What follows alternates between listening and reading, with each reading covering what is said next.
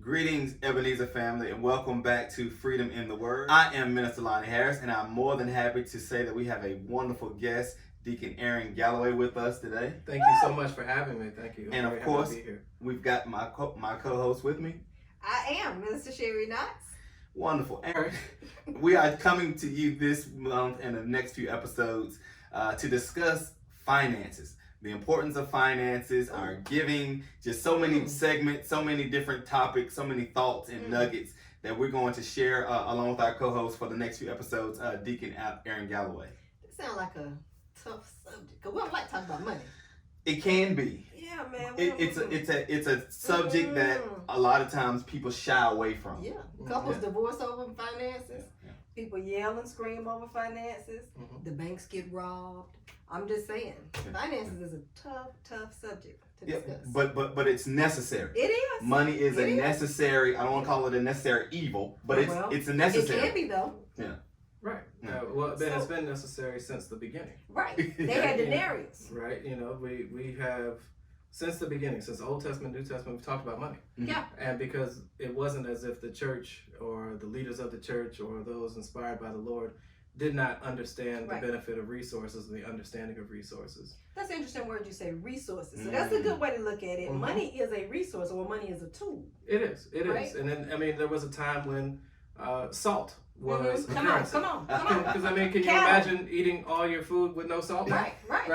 And you finally got that first taste of salt. Hey, You would do certain things for that packet of salt. Absolutely. Right? So, but it's the having of resource that makes a big difference. And we live in this world here. We plan to get to heaven one day, but we live in a world here that requires trade, resource, bartering, paying, Good old dollar. Right. Or, a pound, depending on our UK friends. Yeah. Thanks you for our friends across them.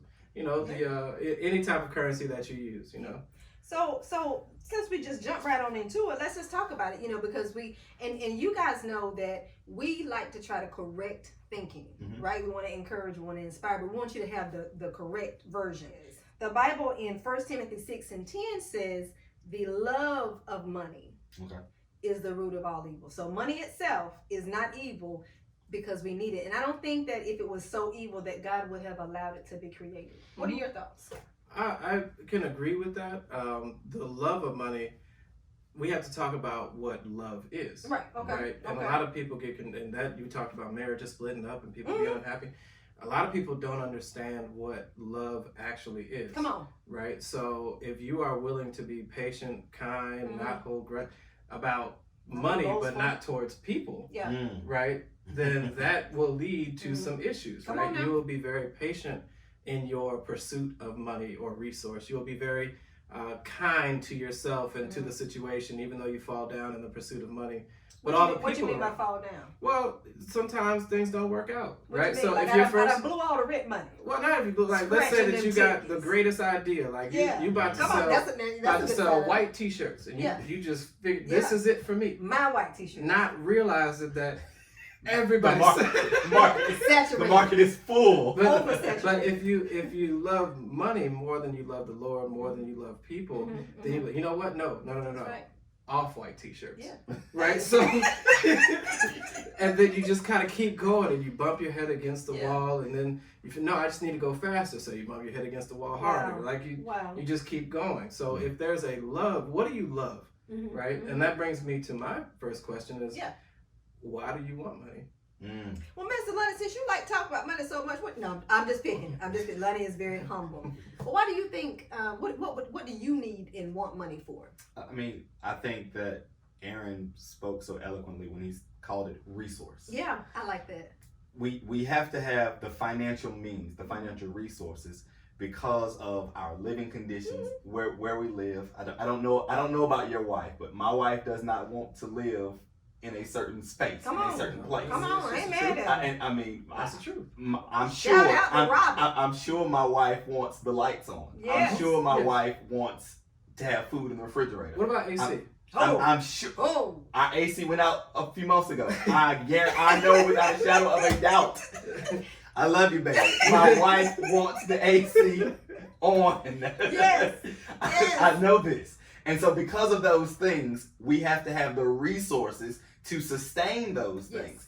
And in our culture, it's not salt. In our culture, it's not cattle. In our culture, it's not those things. Come on it's now. money. Mm-hmm. And so that's, I'm not going to say that's the reason we go to work, but I don't work for free though. Absolutely. Let's be completely transparent in saying that if we went to work and there was no money involved, we would not work. So no for me. Well, being in HR, you don't have to shy away and say that's not the reason we go to. It is. So you know, every study will show the number one reason people come and the number one reason people leave is money. Is money. Right? We can talk about culture and benefits, but being humble. Honestly, it's money. That's what people go and work for. People don't let money. But so I guess I have another follow up. There is we always use that basic. You know, we need to get from point A to point B. We need to have 4 walls and a roof. We need to have food. We need to make sure that the lights are on, the water's on. But I don't really think that we get caught up in that. If that was just what people were going for, I think everybody would just kind of respect it. My grandfather used to say, most people just want 3 square meals a day. Come on. And that's not to belittle people, but it's just the truth. You know, regardless of what political stance you take or religion that you believe in, most people want 3 square meals a day. It would be nice. Yeah. So, but what about those things on top, right? You know, what I mean is you're going to Disney World, right? And I use this as an example. I went to Disney World. I've gone to Disney World a bunch of times in my life, but this is the first time I took our youngest daughter to Disney World. Okay. I am of the mind that what free was it? No, but I'm of the mind that there's no money to be saved at Disney World. If you're going to go to Disney World, you just better be prepared to, you know, make sure that wallet is light on that last day and hope you got enough to get back home, right? But is that wrong, right? Is wanting to do that wrong? If you do Disney World and 2 or 3 other vacations, if you come to church, we are in a black church, so let's talk plain. I grew up in Philadelphia. Right around Christmas time, all the animals got killed because there was just an abundance of fur. Just fur coats on fur coats on fur coats. Chinchillas. Come on, it's cold. So, but is that wrong? You know, I'm asking you, is that wrong? Like, is there a baseline at which it becomes greed, or is it just what it is? I think anytime your affections and your love and your thoughts and your actions replace God or replace time and dedication to Him and your work for Him, then I think, okay, hey, sis, bro, you need to check that. Yeah, I think there's a scripture. I want to say Matthew 6, where it says that we can't serve 2 masters. We can't serve. It basically says God and man, but it talks about money in that instance.